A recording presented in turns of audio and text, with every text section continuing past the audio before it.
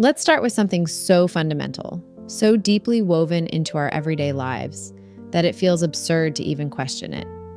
The belief that we are the body. This idea is so deeply ingrained that to suggest otherwise often sounds like madness. Of course I am the body, you might think. I feel it, I move it, I see it reflected in the mirror. But what if this belief, this sense of I am the body, is nothing more than a habit of thought so persistent that it hides its own illusory nature? What if the body isn't the container of your experience, but an appearance in experience?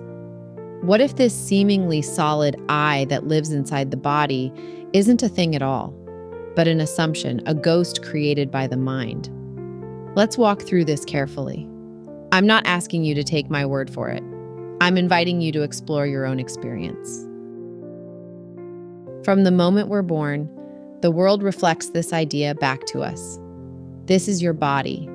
These are your hands. You are getting taller. Over time, this narrative becomes so central to our identity that it feels unshakable.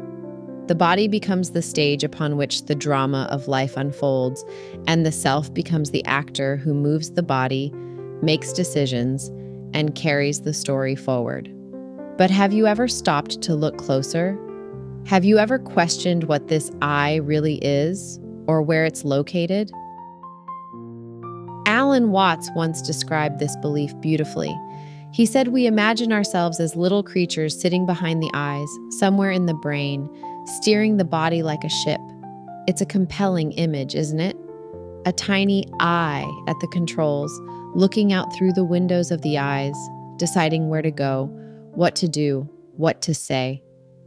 But let me ask you something radical. Is there really a little pilot behind the eyes? Have you ever seen or felt this I that you assume is in charge? Take a moment and look. Close your eyes and notice what's here. There's the sensation of breath, the hum of sound, maybe the feeling of your hands resting on your lap. Where is the I that owns these sensations? Can it be located? Is it behind the eyes, in the chest, or is it more like a thought, a fleeting idea that comes and goes? This sense of I feels so solid, but when you truly look, it starts to dissolve. What you find are sensations, perceptions, and thoughts arising in awareness. A sensation in the hand isn't a hand until the mind labels it so. The thought, this is my body, comes after the sensation, not before. And yet, we live as though there's a fixed entity, a me, owning and controlling it all. Here's where it gets interesting. The body, this thing we call mine, doesn't exist as a fixed object. It's a collection of ever-changing sensations, movements, and mental images. Imagine the ocean. Waves rise and fall on its surface, constantly changing. They aren't separate from the ocean. They're part of its movement. The body is like one of those waves, arising, moving, dissolving, inseparable from the vast field of awareness.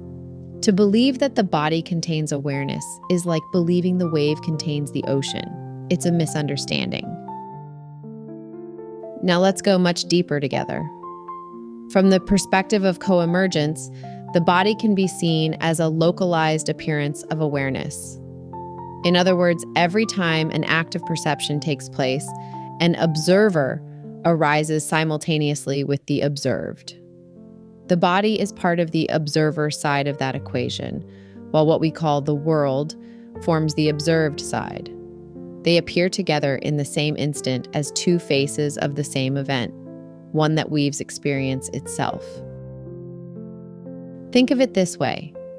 Rather than imagining that your body exists first and then awareness shows up inside it, consider that awareness and the body arise in tandem. Whenever you sense something, there's the experience of my body here and the world out there. These two poles, the body and the world, co-arise as a single happening in awareness. You might say the body is what awareness looks like from the inside, while the world is what awareness looks like from the outside. But in truth, they're two aspects of the same unfolding. From this vantage, there's no rigid border between where body ends and world begins. The body is not a container holding consciousness, and the world is not a separate backdrop. They appear and disappear together within the larger expanse of awareness, like two sides of one coin. This is what co-emergence points to. Observer and observed are born at the same moment. If you remove the observer, there's no world. If you remove the world, there's no observer. They only make sense as one integrated event. From the moment we're told, "This is your hand," the mind begins building a story. This is my body. I live inside it. I must protect it. This story becomes the foundation of how we experience life. And while it feels real, it's just that, a story. The sage sees through this. To the sage, the body isn't a container. It's an appearance, a ripple in the infinite. And here's the real kicker. The body doesn't even belong to you because there is no you in the way you think. There's just life unfolding, moment by moment, perfectly complete. But let's not stop here. Let's push deeper. Why is this idea of being the body so persistent, so ingrained? Why does it feel like madness to question it? Because from the perspective of the ego, the sense of being a separate self, this belief is everything. The ego thrives on the idea of I am this, and that is out there. It divides the seamless flow of life into self and other, mine and not mine.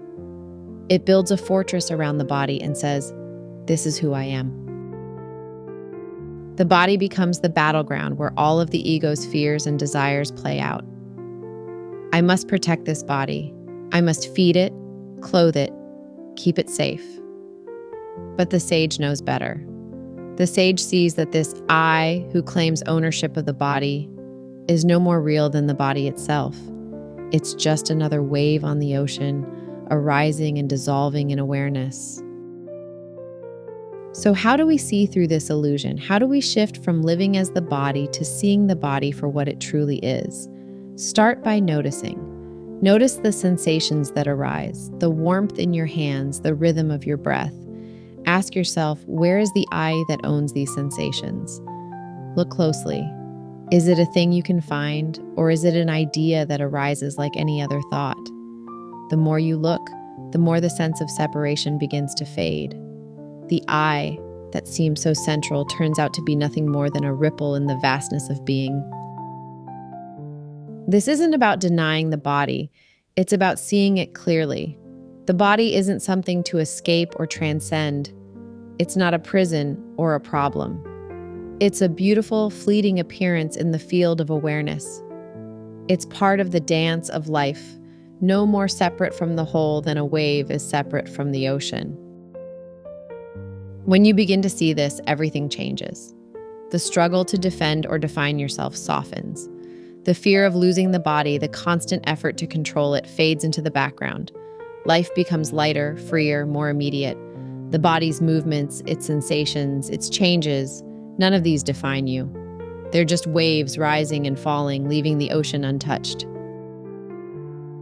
And here's the beauty of it. When you stop identifying with the body, when you see through the illusion of being a separate self, the world becomes intimate in a way it never was before. There's no me here and that out there.